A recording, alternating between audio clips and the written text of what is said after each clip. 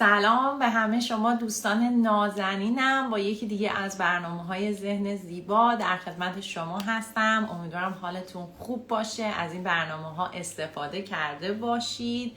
خیلی خیلی خوشحالم که در کنار شما دوستان نازنین جدیدم هستم. خیلی از شماها شاید این دفعه اولی باشه که در لایف هستید با من. خیلی بهتون خوش آمد میگم. من این برنامه ذهن زیبا رو حدوداً 2.5 سال هر جمعه دارم برای اینکه بتونم به شما دوستان عزیز کمک کنم با راهکارهای عملی که بهتون میدم و همینطور با لایف کوچینگ هایی که با دوستان نازنین میذارم. اگر دوست داشته باشید تمام این برنامه های 2.5 سال رو میتونید روی کانال تلگرام نگاه کنید. بعضیاش رو گذاشتم توی اینستاگرام ولی بیشترش توی کانال تلگرام هست و شما میتونید به همه این برنامه ها در کانال تلگرام گوش بدید. خب بریم برای برنامه امروزمون که میخوام راجع به هنر تمرکز صحبت کنیم. خب من اینجا هم بنویسم که بچه ها بدونن راجع به چی صحبت میکنیم. اگر راجع به ترس، اگر برنامه لایو دیروز رو نگاه نکردین، حتما برنامه لایو دیروز رو نگاه کنید. 100% کلی بهتون کمک میکنه که با ترس هاتون کنار بیاین، جور دیگه‌ای ببینید و بتونید واقعا خودتون رو آماده کنید برای شرایط سختی که حالا ممکنه پیش بیاد. بهتره که ما همیشه آماده باشیم و از همه مهمتر اجازه ندیم ترس هامون باعث بشن ما حرکت نکنیم، بلکه از ترس هامون استفاده کنیم برای اینکه شجاع باشیم و به اهدافمون برسیم. یه سری از دوستا گفته بودن که اگر ما این ترس ها روی برگ کاغذ بنویسیم یعنی این نیستش که این اتفاق میفته. نه، توی اون تمرینی که توی لایو دیروز داده بودم، شما با نوشتن راه حل و راههای پیشگیری اتفاقا به خودتون کمک میکنید که توی زندگیتون جلو برید و اینکه همه چیزها رو توی مغزتون پروسس نمیکنید.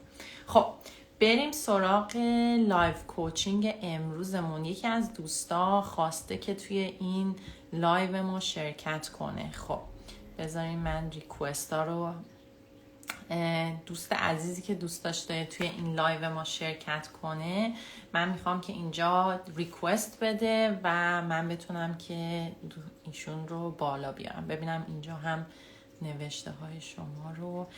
آخر این لایو هم یه خبر خیلی خوب دارم برای دوستایی که واقعا دلشون میخواد تغییر کنن و من همیشه میگم من وقتی که با آدم ها کمک میکنم راه حل های کاربردی بهشون میدم. پس بنابراین بدونید که این سورپرایزی که براتون دارم در آخر یه سورپرایز خیلی خوبیه. خب خوشحالم که از راهکارهای دیروز استفاده کردید. خب این دوست ما پرفکت. الان قبول میکنم.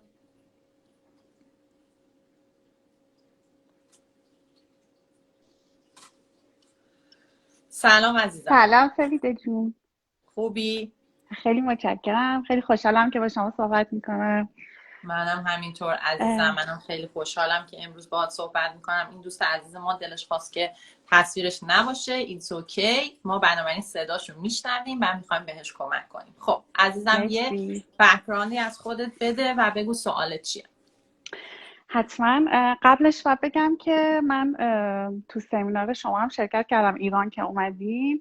خیلی استفاده کردم. مثلا کانالتون هم خیلی خوبه و همیشه از اون مدیتیشن هایی که گذاشتین اونجا همیشه استفاده میکنم و خیلی ممنون بابتش. یک موضوعی که خیلی برای من آزاردهنده بوده همیشه این بوده که من از بچگی خیلی درس خوندم برام سخت بوده.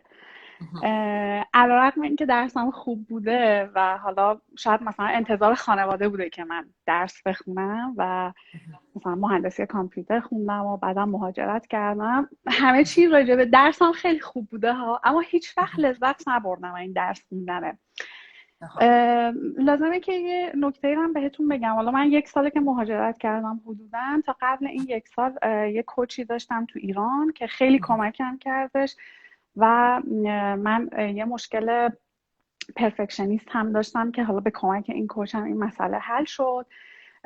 حالا ایشون خیلی به من کمک کردن و همینطور حالا لایوهای شما و سمینارهای شما خیلی به من کمک کردن که من بتونم نگاه کنم این فکرایی که میاد تو ذهنم و شاید اینو تازه کشف کردم که چرا من نمیتونم تمرکز کنم و هی فیدبک، یعنی هی فلش بک میکنم، میگم که خب من از بچگی درس خوندم برام سخت بوده، ولی در عین حال خیلی جالبه که کتاب خوندن رو خیلی دوست داشتم. مثلا اگر یک مسئله ای بودش، یه فعالیت اجتماعی تو مدرسه مثل روزنامه دیواری بود، همیشه دوست داشتم تو این فعالیت مشارکت کنم و خیلی هم به هم حال میداد و مسابقه کتابخونی شرکت میکردم و اینا. ولی درس خوندن انقدر برای من سخت بوده و البته الان هی بدتر هم شده. مثلا کتاب خیلی خوب میخوندم اون موقع، اما الان دیگه تمرکزم رو کتابم نمیتونم بذارم و شاید بد نباشه اینم بهتون بگم، اینو مطمئن نیستم، اما داشتم فکر میکردم که من بچه بودم مثلا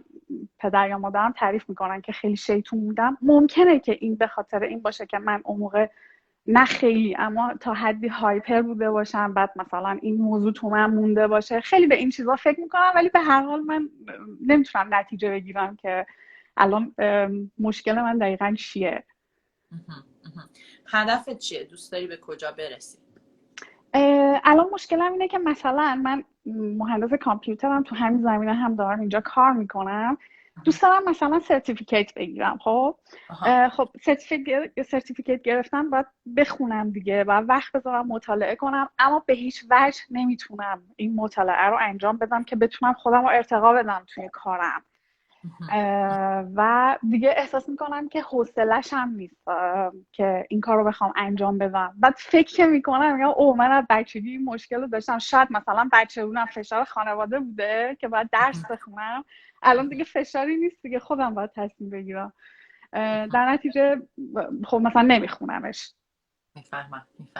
خب یه سوالی دارم ازت، میخوام بپرسم این بکن نکن ها و باید نباید های خانواده چه تأثیری روی تو گذاشت؟ یکی از تاثیراتش همون مسئله کمالگرایی بود که من تو همه چیز سعی می‌کردم همون مشکلاتی که خودتون بهتر میدونین دیگه، یا یه کاری رو خیلی خوب باید انجام میدادم یا مثلا مدت‌ها بهش فکر میکردم و نمیتونستم انجامش بدم.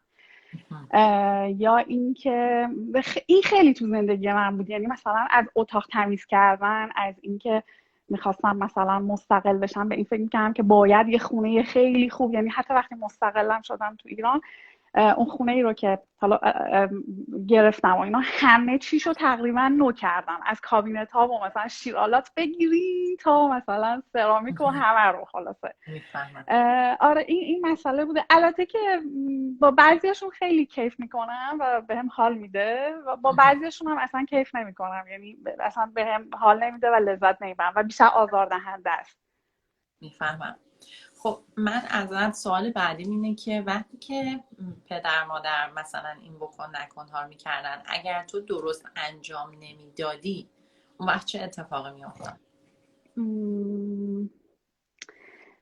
راستش شاید از یه سری چیزا محروم میشدم شاید، و یا اینکه از دست من ناراحت میشدن. من یادمه که وقتی که اونا از دستم ناراحت میشدن یا حالا هیچ وقت با هم قهر نمی‌کردم، ولی این حس ناراحتی اونا خیلی خیلی منو آزار میداد. من خیلی ناراحت میشدم از اینکه پدر مادرم رو اذیت کنم، خیلی زیاد. یعنی همیشه احساس میکردم که یعنی نباید کاری بکنم که اینها از دست من ناراحت شن و همیشه باید خوشحال و راضی نگهشون دارم. و این دلیلت برای اینکه نباید اونها ناراحت باشن یا ناراضی باشن چی بود؟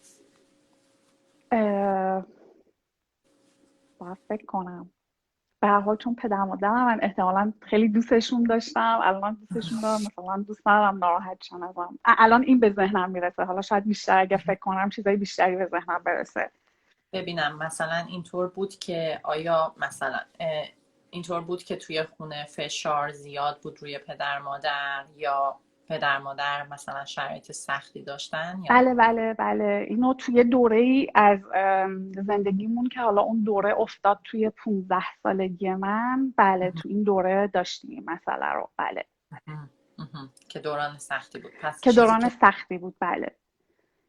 پس چیزی که تو نمیخواستی این بود که فشار روی پدر مادر بیشتر بشه یا یه وقت تو پدر مادر رو ناراحت کنی، درسته؟ دقیقاً شاید اصلا یکی از دلایلی که مثلا خیلی خوب درس میخوندم هم یادمه این خیلی برای من یه انگیزه بزرگی بود برای اینکه درس بخونم، رشته خوبی در واقع رشته خوبی درس بخونم، کار خوبی در آینده داشته باشم، که همین اتفاق هم افتاد.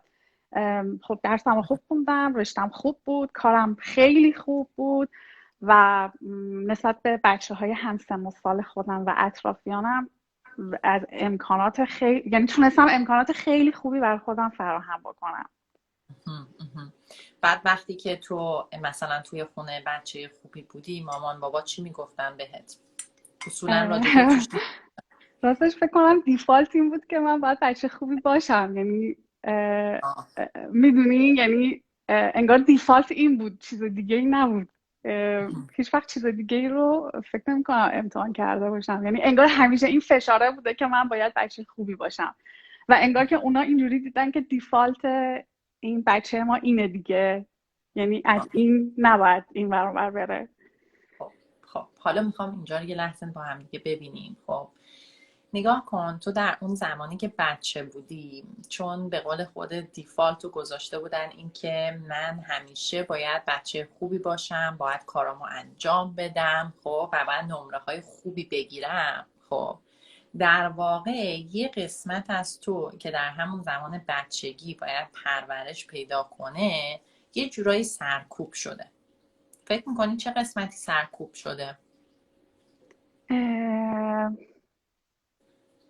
راستش من یادمه که بچه بودم شاید خیلی زود یعنی خیلی خوشحال نبودم، این حس رو دارم، یا همیشه مواظب کارام بودم، یعنی انگار که خودم رو مانیتور میکنم مثلا که مواظب باش. دقیقا. پس کاری که میکردی تو اون زمان و حقی که در واقع اون قسمتی که بعد پرورش پیدا میکرد و تو اون شرایط نتونست پرورش پیدا کنه، اون قسمت آزادی بود. اینه که این بچه آزاد باشه و بتونه یه سری کارها رو انجام بده و به قول خودت اینطوری نباشه که همش رفتارهای خودت رو مانیتور کنی و ببینی چه رفتاری درسته، چه رفتاری غلطه، چه رفتاری درسته، چه رفتاری غلطه. خب این تأثیری که روی این بچه میذاره اینه که اجازه نمیده آزادی درست رو تجربه کنه. خب و تو اون لحظه به خاطر حالا عشق پدر مادر یا ترس از دعوا شدن، در اون لحظه میای و اون دختر خوبه میشی و کارات رو انجام میدی. خب ولی اون بخشی که تو در بچگی دیولوپ نکردی و روش کار نکردی، در واقع در درون تو اینطوری سرکوب میشه و باعث میشه در شرایط دیگه این در درون تو بیاد بالا و اون وقت این به صورت منفی میاد بالا. این احساس آزادی به صورت منفی میاد بالا. میدونی چجوری؟ الان که اینو گفتین یه چیزی به ذهنم رسید، نمیدونم ربطی داره یا نه، اما به هر حال الان به ذهنم رسید. اینه که من الان خیلی راحت نمیتونم با آدما صمیمی بشم. این مشکل رو خیلی دارم، با اینکه همه به من میگن که تو خیلی خیلی زود صمیمی میشی، خیلی نایسی، خیلی خوش اخلاقی اینا، ولی اصلا خودم این حس رو نسبت به بقیه ندارم. و حالا الان که داریم با هم صحبت میکنیم احساس میکنم که با همه آدمای اطرافم، مثلا با همکارام یا با دوستام، همین حس رو دارم، یعنی هیچ وقت باهاشون وقتی باهاشونم راحت نیستم. شاید خودم نیستم، شاید اینجوری باشه بهتر بگم. دقیقاً. خب پس نگاه کن، تو در این شرایط هم چون اولین چیزی که ما توی صمیمیت بهش احتیاج داریم اینه که آزاد باشیم و خود واقعیمون باشیم. یعنی صمیمیت زمانی ایجاد میشه که من این ماسکا رو برمیدارم، میشم خود واقعیم. خب بعد اون وقت میتونم از دردها، رنجها، از اون اتفاقهایی که برام افتاده بدون شرم توضیح بدم و با اون آدم اون صمیمیت رو ایجاد کنم. در نتیجه همینجا باعث میشه که تو این صمیمیت رو نداشته باشی. ولی من راجع به اون آزادیه که راجبش صحبت کردم این بود که گفتم اون آزادیه، خب که در بچگی نتونسته پرورش پیدا کنه، در بزرگی در واقع به صورت منفی حضور پیدا میکنه. خب به صورت منفی حضور پیدا کردنش همون زمانیه خب که تو میخوای بری درس رو بخونی، میدونی که باید سرتیفیکیت بگیری تا بری مراتب بالاتر تو کارت، درسته؟ ولی چیکار میکنی؟ ولی نمیخونم. باریکلا. یعنی ولی احساس میکنم اصلا نمیتونم که بخونم. باریکلا نمیخونی. خب چون انگار وجودت دیگه خسته شده از این فشار و مانیتور کردن و خوب و بد بودن. اوکی؟ یه جایی این باید خودش رو نشون بده و جایی که خودش رو نشون میده توی دقیقا همون مسئله ایه که تو در بچگی باید مانیتور میشدی، اون هم درس خوندنه. اوه، متوجه شدم. میبینی؟ یعنی اون آزادیه رو اینجا که من الان آزادم، من میخوام آزاد باشم، من دلم میخواد هر کاری دلم میخواد بکنم، اصلا حوصله ندارم بخونم، اصلا دلم نمیخواد بخونم. متوجه میشی؟ بعد وقتی میشینی جلوی کتاب، خب اون لحظه اون آزادیه که تو در بچگی تجربه نکردی میاد بالا. اینکه من میخوام آزاد باشم، دلم میخواد هر کاری دلم میخواد بکنم، و اون وقت باعث میشه که تو تمرکز نداشته باشی و به هزار تا چیز دیگه تو اون لحظه فکر کنی. متوجه میشی الان باید داشته چیکار اتفاق کنم؟ میفته؟ بله دقیقا متوجه میشم. خب پرفکت. خب پس ببین چیزی که اینجا اتفاق افتاده، الان میگم بعد چیکار کنی. این چیزی که در اینجا اتفاق افتاده اینه که پس این آزادیه داره به صورت منفی خودش رو توی زندگی تو نشون میده. خب بالاخره آزادیه، حالا چه تو یاد بگیری مثبتش رو تجربه کنی چه منفیشو، اون چیزی رو که تو نتونستی و رود زور بود در اون زمان، الان میگی من مامان بابایی نیست دیگه، من خودم هر کاری دلم میخواد میکنم، مثلا دلم نمیخواد بخونم. انگار یه بچه لجبازی توی درون تو بهش میگی بیا درس بخونی، میگه برو بابا من اصلا نمیخوام درس بخونم، من هر کاری دوست دارم میکنم. خب اینجا راه حلش اینه که عزیزم تو یاد بگیری آزادی مثبت رو توی زندگی تجربه کنی تا درونت ناچار نشه که آزادی منفی رو تجربه کنه. حالا آزادی مثبت به نظر تو توی زندگیت یعنی چی؟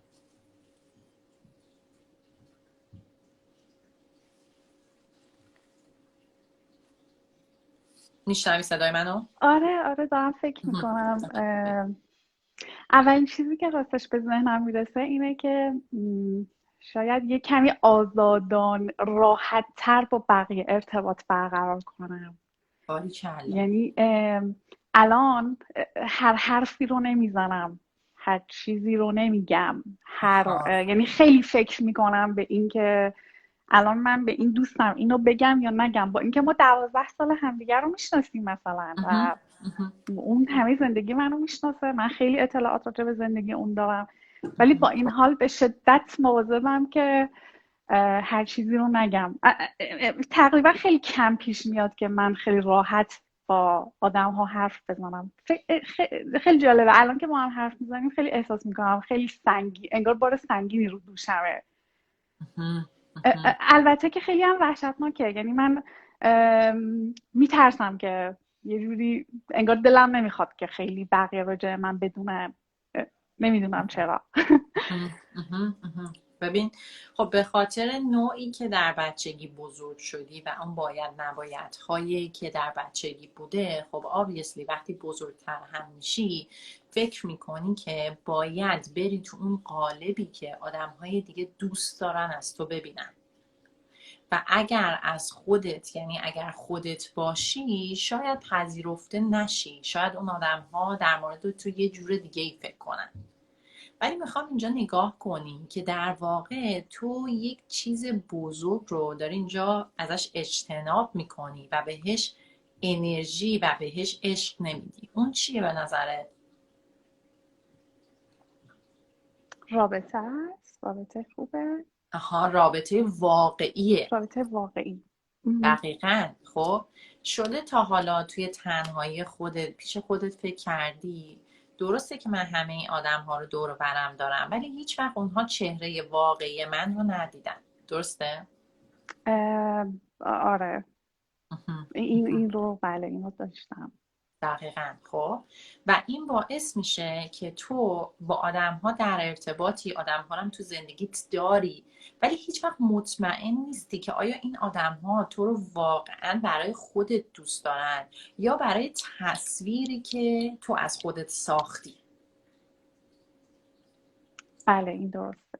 و همین نداشتن این اطمینان باعث میشه که تو همیشه با ترس قدم برمیداری و انگار هیچ وقت اجازه نمیدی که ببینی شاید یه سری آدم ها در آخر شاید اصلا آدم های خوبی نباشن، اصلا شاید به درد زندگی تو نخورن ولی مهم. ممکنه تو این آدم ها رو طولانی مدت نگه میداری به خاطر اینکه چهره واقعیت رو به اونها نشون نمیدی. شده توی رابطه هایی باشی که بیشتر از اون وقت انقضاش توی اون رابطه موندی؟ بله بله بله. چه تأثیر رود گذاشته؟ متاسفانه حالا چون مثلا خیلی جوانتر بودم و اینا و توی اولین رابطه هم این اتفاق افتاد، این باعث شد که من دیگه کلا کمتر برم تو رابطه، خیلی کمتر. که یعنی واقعا دوست داشتم با آدم ها یعنی منظورم اینه که دوست داشتم با کسی آشنا شم، وارد رابطه شم، اما انقدر این ترس زیاد بود که خیلی کم در زندگی من این اتفاق افتاد نسبت به سن و سالم. دقیقا دقیقا. میبینی یعنی اون تجربه‌ای که تو موندی تو اون رابطه از زمان انقضاش هم گذشته بود ولی تو موندی تو اون رابطه، در صورتی که اگر تو توی اون لحظه خود واقعیت رو به اون آدم نشون میدادی شاید خیلی زودتر از این وقتا اون رابطه رو تموم میکردی و میومدی بیرون. و حالا یه قسمت دیگه ای رو که میخوام بهت بگم اینه که وقتی که ما اجازه نمیدیم که آزاد باشیم و آزادانه افکارمون رو بیان کنیم در واقع باعث میشه که از آدمهای دیگه هم همین توقع رو داشته باشیم و وقتی اگر اونها یه حرف جابجایی بزنن یه رفتاری بکنن یهو خیلی ناراحت میشیم و این حساسیت ما رو هم در نهایت میبره بالا، چون اگر من به خودم اجازه نمیدم آزاد باشم تو هم نباید آزاد باشی. خب و اگر آزاد باشی من تو رو قضاوت میکنم چون خودم رو قضاوت میکنم. میبینی اون وقت چه رابطه هایی اتفاق میفته؟ بله. خب پس برای اینی که تو بتونی واقعا آزادی مثبت رو تجربه کنی اولین کاری که باید بکنی اینه که این انتقادگر درونی رو که به تو میگه که چرا این حرف رو زدی، چرا اون حرف رو نزدی، چرا اینجوری رفتار کردی، اصلا این حرف رو نزن رو، خب بهش آگاه باشی. ببین ما انتقادگر درونیمون رو هیچ وقت نمیتونیم ساکت کنیم، همیشه با ما حرف میزنه و همیشه ما رو انتقاد میکنه. خب no matter what you do هر کاری بکنی بازم یه چیزی داره که تو چرا فلان کارو نکردی. خب منتها میتونی کنترل زندگیت رو بگیری تو دستت و به خودت بگی من اجازه نمیدم انتقادگر درونیم بیاد زندگی من رو استاپ کنه و من رو از شادی های زندگیم و موفقیت های زندگیم بگیره. چرا که تو الان با انتقادگر درونیت رابطت چجوریه به نظرت؟ فکر کنم خیلی رابطه نزدیکی با هم داریم. دقیقاً دقیقاً. اون انتقادگر درونی تو خب کاری که میکنه اینه که تو شدی برده یا اون انتقادگر درونی، اون هرچی میگه تو میری انجام میدی. درسته؟ بله. فکر میکنی درستش باید چی باشه؟ قاعدتا درستش باید این باشه که اون انتقاد کنه، من اون لحظه انتقاده رو نگاه کنم آها بذارمش کنار آها. و اون چیزی که فکر میکنم که درسته رو انجام بدم. باریکلا. دقیقاً دقیقاً. خب و اجازه بدی که اون انتقادگر درونی تو رو کنترل نکنه بلکه تویی که اون رو کنترل میکنی. یعنی اگر به تو یه فیدبکی میده میگی اوکی این فیدبک به جاست من ازش استفاده میکنم یا به جا نیست من ازش استفاده نمیکنم و قرار نیستش که هر چیزی که اون میگه رو تو برای خودت توی زندگیت عملی کنی. خب اینجوری باعث میشه که آزادی مثبت رو توی زندگی تجربه میکنی. پس وقتی میرسی سر درس و کتاب، اینطوری نیستش که خب حالا من دیگه اینجا جاییه که من میتونم هر کاری دلم بخواد بکنم و اصلا دلم نمیخواد بخونم، پس الان نمیخونم. خب برای اینکه اون احساس رو آردی به خودت داری آزادی مثبت رو در واقع تجربه میکنی و این آزادی مثبت باعث میشه که تو دیگه آزادی منفی رو تجربه نکنی. پس چی شد؟ یه دفعه به من بگو. چون من آزادی مثبت رو در بچگی تجربه نکردم، الان به صورت منفی خودش رو داره نشون میده موقع درس خوندن یا کتاب خوندن. میگه حالا تو آزادی، پدر مادری وجود ندارن و اصلا من نمیخوام کتاب به این کلوفتی رو بخونم. کتاب 1000 صفحه‌ای. خب پس راه حلش چیه؟ راه حلش اینه که بهش میگم که من الان آزادم. برای رسیدن به این موفقیت یا گرفتن این سرتیفیکیت تو کارم لازمه که الان این رو بخونم، این کتاب رو بخونم و فکر کنم اینجوری الان خیلی حس بهتری دارم. دقیقاً میبینی؟ ردش کردم انگار. دقیقاً. و اون وقت بذاری آزادی های مثبت از قبیل مثلا میتونی بری چه میدونم نقاشی بکشی، میتونی بری با آدم ها حرف بزنی، میتونی آزادی های مثبت رو توی زندگی تجربه کنی. اینجوری کودک درونت احساس میکنه تو اون آزادی رو بهش دادی و دیگه اون رو محدود نمی کنی و در نتیجه باهات همکاری میکنه و اون چیز سختی که 1000 صفحه نگاه میکنه میگه سخته، میگه اوکی من انجام میدم با تو به خاطر اینکه تو در نهایت قرار اون آزادی مثبت رو به من بدی. خیلی عالی. پرفکت. عالی عزیزم. امیدوارم که از این جلسه استفاده کرده باشی. خیلی عالی بود. من خبر بده که ایشالله این آزادی های مثبت رو تجربه کردی و اجازه بدی در واقع اون صمیمیتی که دلت میخواد توی زندگیت با آدم ها هم اتفاق بیفته و آدم ها رو این ریسک رو بکنی که اجازه بدی آدم هایی رو توی زندگیت نگه داری که با چهره واقعی تو میخوان در ارتباط باشن، نه اون تصویری که تو توی ذهنت ساختی که باید اونجوری باشی تا آدم ها بخوان. اجازه بدی خودت واقعیت رو واقعا تجربه کنم. چه کامنت خوبی. مرسی. خواهش میکنم عزیزم، خوشحال شدم. مرسی که من همینطور. ما شرکت کردی امروز. مرسی از شما، خیلی متشکرم. عزیزم فعلا خداحافظ. خداحافظ. خب همونطوری که مرسی اولا که توی این لایف کوچینگ با من همراه بودین. امیدوارم که به شما هم کمک کرده باشه که واقعا اجازه بدین آزادی های مثبت رو توی زندگیتون تجربه کنین و باعث این نشه که آزادی های منفی زندگی های شما رو واقعا خراب کنن و اجازه بدید که آدم ها خود واقعی شما رو ببینن، چون خود واقعی شما خیلی قشنگتر از اون چیزیه که شما فکر میکنید. خب حالا برای دوستای عزیز من سورپرایزی که دارم که هنوز اعلامش نکرده بودم ولی امروز میخوام اعلامش کنم اینه که خیلی از دوست دارن توی زندگیشون شجاع باشن، خیلی دوست دارن خود واقعیشون رو نشون بدن، خیلی آدم‌ها دوست دارن که نیازهاشون رو بشناسن، بدونن که چجوری باید این نیازها رو جوری بیان کنن که اونها دریافت بشن و خواسته هاشون توی زندگی برآورده بشه و همینطور یک برنامه درستی داشته باشن برای اینکه بتونن به اهدافشون برسن و در واقع با اعتماد به نفس توی زندگیشون قدم بردارن. من تصمیم گرفتم که از 2 جنوری کلاس زنان شجاع هدفمند رو بذارم. این کلاسیه که زنها از همه جای دنیا در اون شرکت میکنن و شما با شرکت کردن توی این کلاس و کوچینگ به همراه تمام برنامه هایی که بهتون داده میشه، تمرین هایی که توی کلاس انجام میشه و همراه زن هایی که مثل خودتون آماده تغییر هستن، میتونین اون شجاعت و اون هدفمندی رو توی زندگیتون تجربه کنین و خیلی راه خوبیه برای دوستایی که حالا نمیتونن با من به صورت خصوصی کار کنن. خیلی راه خوبیه که بیان توی کلاس ها از مطالب استفاده کنن و بتونن واقعا به اون اهدافی که دلشون میخواد برسن.